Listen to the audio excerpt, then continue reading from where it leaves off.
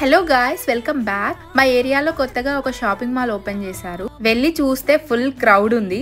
ఇంత క్రౌడ్ లో షాపింగ్ చేస్తే ఇంకా అంతే అని బయటకు వెళ్లే ప్రాసెస్ లో 39 రూపీస్ కి శారీ అని చూసా. ఇంకా ఫుల్ మంది ఎగబడి కొనుక్కున్నారు.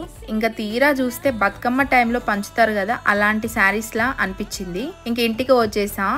ఇంకా నెక్స్ట్ డే శిరీష ఉండి అక్క 39 రూపీస్ కి శారీ అంట, నన్ను తీసుకెళ్ళు అని చెప్పింది. నేను ఆల్రెడీ చూసా, అవి బాగాలేవు అని చెప్పినా కూడా అస్సలు వినలేదు.